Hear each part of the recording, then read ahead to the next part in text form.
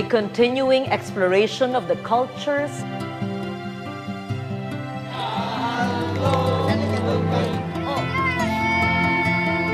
and people we share the country with. Colorful encounters with Filipinos who can, if we let them, enrich our own worldviews, our knowledge of ourselves. Nourishing, sheltering, healing, adorning, celebrating the manifold ways of being Filipino. This is Dayaw, our knowledge, our pride.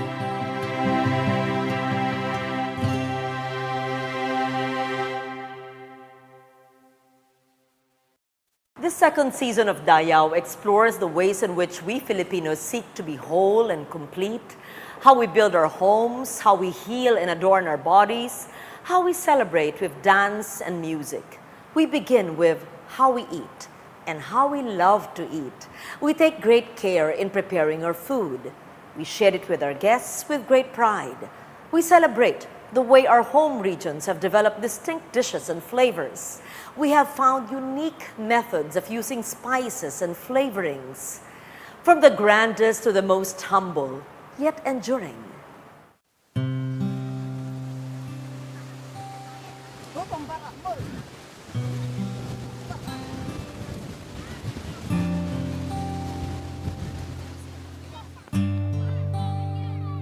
Salt, the most basic element in food preservation and preparation.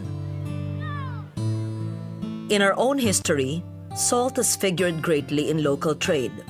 So much so that foodstuff, beads, cotton yarns, and fibers, natural resources have all been traded for it. The high regard and value that Filipino indigenous people have put on salt is seen in the way the people of Ilocos Norte take great pains to produce it, in the very way their forefathers did. In a setting by the sea that is spare and dramatic. First, pails of seawater are carried and then poured over a filtering mound of sand. The water that is filtered through the sand is allowed to dry to produce the precious salt. Marcelina Vergara, who has been making salt in the traditional manner since she was 15, explains the process. Mula pa nung naisilang na ako, yun ang pinagpalaki ng nanay ko po. Kasi sila na una naggumawa, kaya nagaya po namin dahil yan lang ang hanap buhay namin dito. Hanggang nagkaasawa po ako, yun ang pinaggalingan ng pagpalaki ko sa mga anak ko. Yung asin po, mula sa umaga, didiligan mo yung buhangin. Tapos pag maarawan na, pag natuyo na, yun naman na lalagay namin sa kuribot, yan ang sasalain namin, lagyan mo ng tubig. Tapos yung tulo, yun ang kunin namin na lulutuin.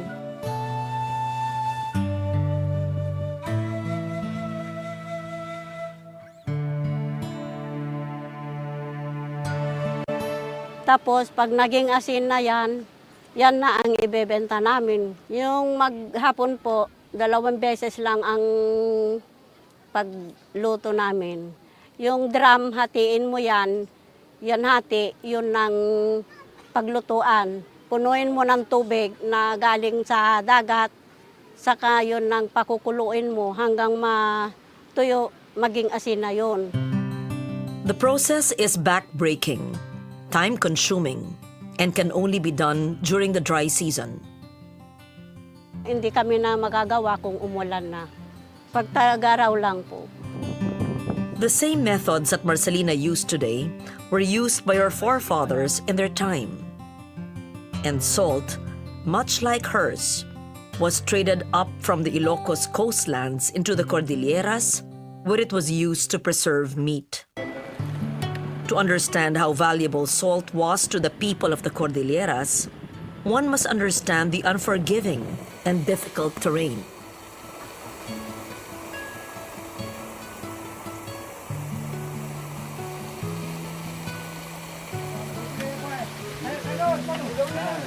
Meat from boar, from carabao and deer, whether wild or domesticated, was so hard to come by that its preservation was crucial to survival. Thus, the Kalinga developed their own cured meat called etag. Elsie Undok of Lubuagan demonstrates the simple process. Lalagyan po ng asin yung karne. Punuhin ng asin para hindi ng insekto. At saka pagkatapos malagyan ng asin, tutusukin ng kawayan. Pagkatapos po ibibilag ng init. At saka pagkatapos ng 3 days, babalutin ng newspaper. After 3 days, open naman at saka ibibilad ulit ng init. Pagkatapos 3 days, babalutin ulit ng newspaper. And then, maging itag na. Simple and uncomplicated methods of food preparation are common among the Cordillera people.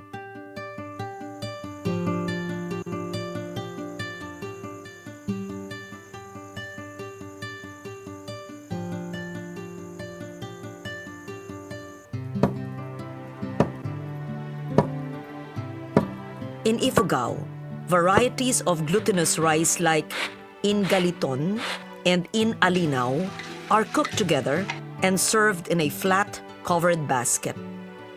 This is the filling, invigorating snack called dikit. Simple and yet nutritious staples from the Kalinga and the Ifugao, sustaining the body, marking a distinct identity. In the Ilocos region, the need to preserve vegetables has given the rest of the country a signature dish we all enjoy. Pinakbet. Pinakbet meaning pinakebet. Pinakebet in Ilocano and in Tagalog is pinaliit. The reason why they cook it in only bagoong and tomatoes is to preserve the vegetables. When we cook pinakbet, we try to make them very salty so that you can eat it the whole day. You cook one batch in the morning, then it's there on the table, just cover it, and the whole day, it's a staple. The simmering stew of fresh vegetables combines many flavors and textures as well, and none more relished than the topping of bagnet. This time, lagay na natin yung ating favorite na bagnet. So this is bagnet, famous in Ilocos. It's pork with layers of fat and meat. You can put fish if you want, but in Ilocos, this is how we do it. So cover it, allow the bagnet to soften because it's best eaten soft with the pinakbet.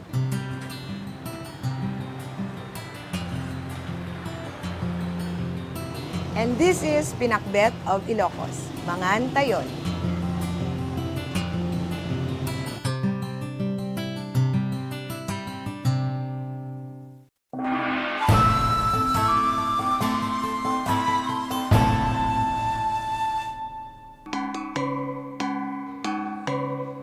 For the Islamic peoples of the Philippines, food preparation begins with adherence to the prescribed way of living. The term halal does not only pertain to the way food is prepared, but to the correct and proper observance of Islam's precepts in one's life. Islam's traditional emphasis on cleanliness, fairness, charity, and fidelity to Allah's teachings determines what is halal and what is not. Hindi lang sa tinatawag natin itong mga pagkain na halal. Lahat ng gagawin mo, lahat ng pagsalita mo, dapat halal yan. Kasi dalawang klase, halal at saka haram. Yung haram na yun, yung hindi namin pwede kanin. Bawal sa yamin. Yung haram, yung pagkain na baboy, yung pagkain na aso, yun ang haram sa amin. Only when the animal or fowl is raised and fed in a halal prescribed manner, and only when the correct prayer is offered upon its slaughter, can the meat be described as truly halal.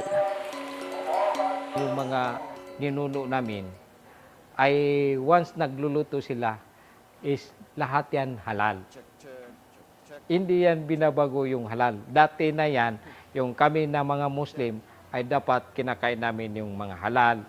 Tapos yung mga magulang namin, tinuturuan kami yung bawal na hindi pwede kainin.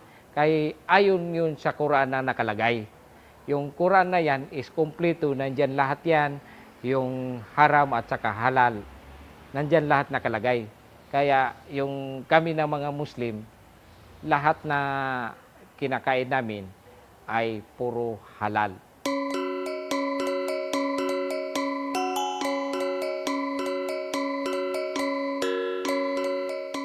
If Ilocano cuisine speaks about the resilience and thrift of the Ilocano and adobo for the inventiveness of the Filipino, then what does Kapampangan cuisine say about the nature of its creators?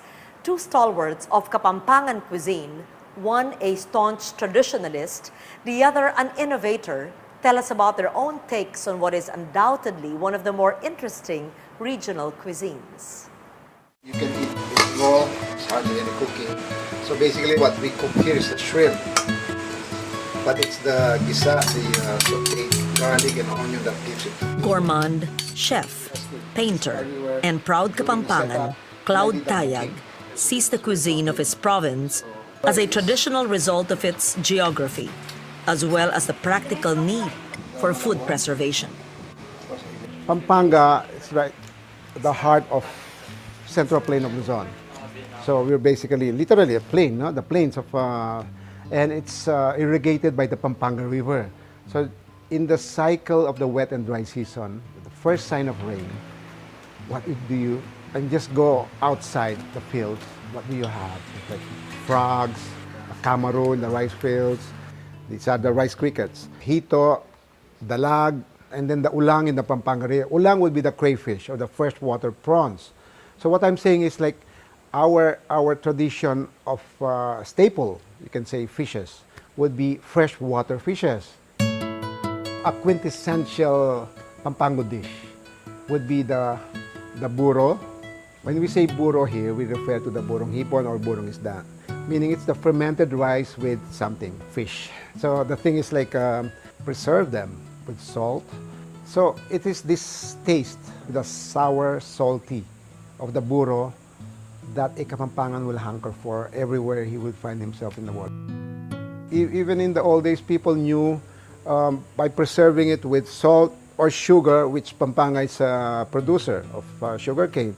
We have an abundance of this. Basically, that defined our panlasa. So what you do is cook the vegetables separately. For Cloud, the richness of Kapampangan cuisine can also be traced to the Kapampangan's natural flair. Okay, it should be done.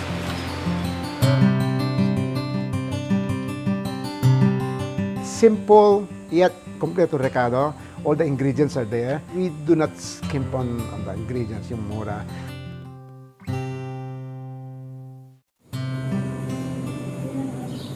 Kapampangan chef and cultural worker Lilian Borromeo shares her own memories of how she first learned to cook. In a grand Kapampangan manner that she cherishes but does not emulate. Tumira ako sa grandmother ko na mahilig sa mga magaganda, mahilig sa masasarap. Ngayon, gusto niya matuto ako sa gaya nung kung ano yung ginagawa niya. Pero siya, nagluluto sila, hindi siya naghahawak ng kutsilyo, hindi siya naghahawak ng sandok. Hawak niya pumaypay. Tapos sinasabi lang niya sa maid niya, oh, gawin mo yan, gisa mo yan. Iba yung amoy, hindi maganda. Iwahin mo ito, mali ang pagkahiwa. Parang gano'n, parang teacher. So, nandyan din ako nakaupo, maliit lang ako. So, mga 3 or 4 years old. Instead of playing doll, ang laro ko, isang kutsara at saka isang dahon, puk, ganyan sa kusina. Tinitingnan ko kung ang instruction binibigay ng grandmother ko. Hanggang lumaki ako, nakikita ko yon. natuto ako. Aching Lilian's kitchen boasts of many dishes, from the grand to the humble. But a staple and perennial favorite is a San Nicolas cookie, a pastry imprinted with the image of Saint Nicholas. The pastry is particularly in demand during the September feast of the saint. Ang mga ingredients natin para sa ating San Nicolas ay meron tayong butter, meron tayong sugar, meron tayong oil, milk, egg yolks, flour, cornstarch, at saka meron tayong baking powder. At yung ating lemon rind.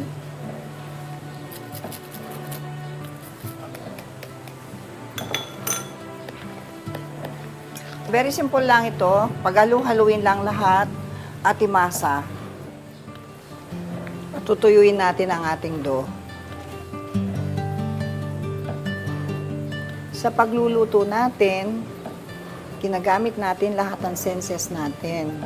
Yung mata, yung ilong, yung pag-amoy mo sa linuluto mo, yung pag-taste, yung pagdinig sa mga galaw ng ginaluto mo, at by touch.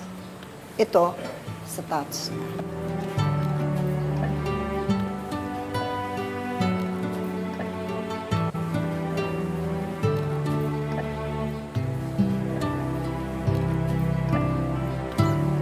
How personal are these cookies to Aching Lilian? And how does her own culture and memory shape her products? Kabilaan siya. Well, for starters, the molds on which the cookie dough is shaped are heirlooms of Lilian's family.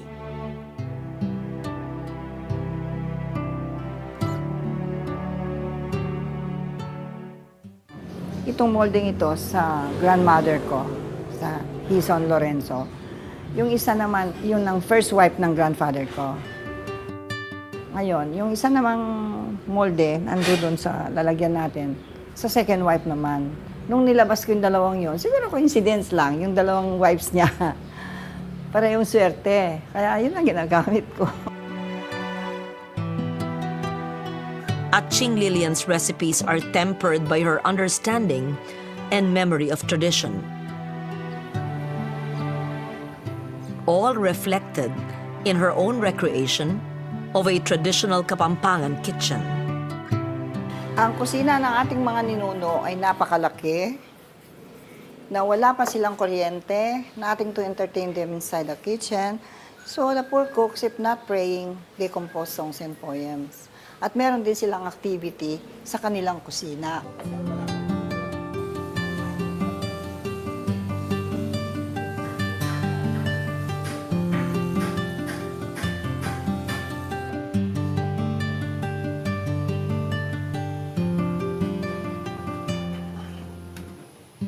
Meron siyang love, because it's a labor of love. Meron siyang sacrifice, and meron siyang devotion. Ito na ang panisilyo de San Nicolas. Oh, takman niya.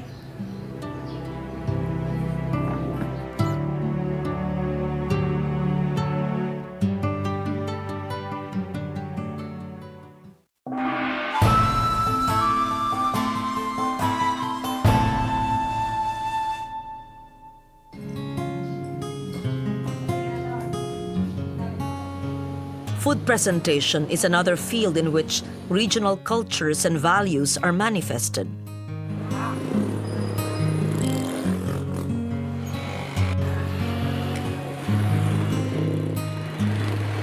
In Bulacan, desserts and preserves are savored only after the eye has feasted on the tempting presentation.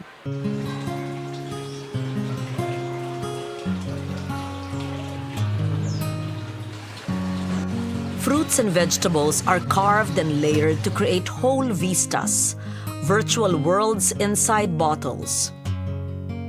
and desserts like pastillas are offered to visitors wrapped in delicately cut and patterned wrappers. Ang borlas ni pastillas po ay impluwensya sa atin nung mga Meksikano. Ang tawag nila ay papel picado. At saka po yung sa China, yung Jiangxi. Later po, naituro dito sa Pilipinas.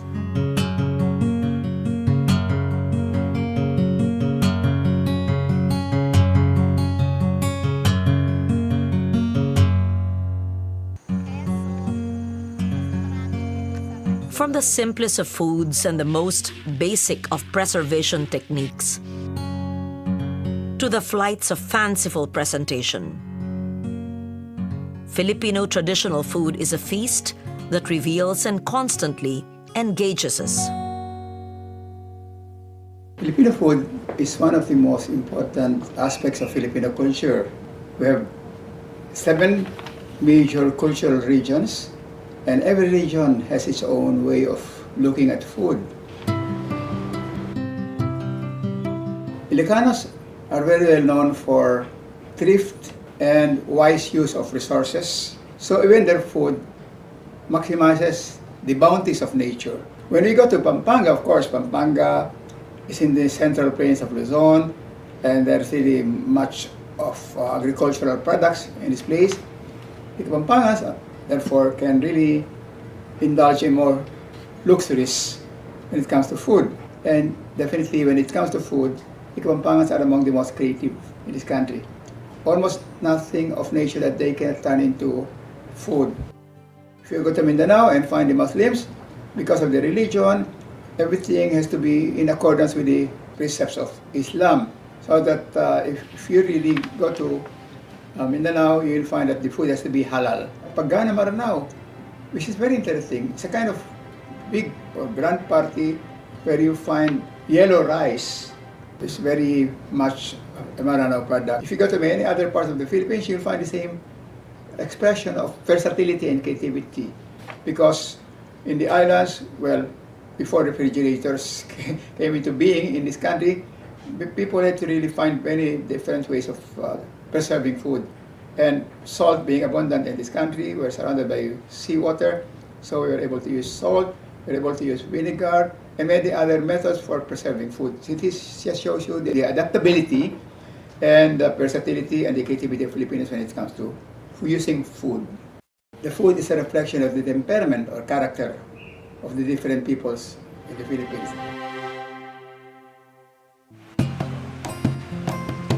Traditional ng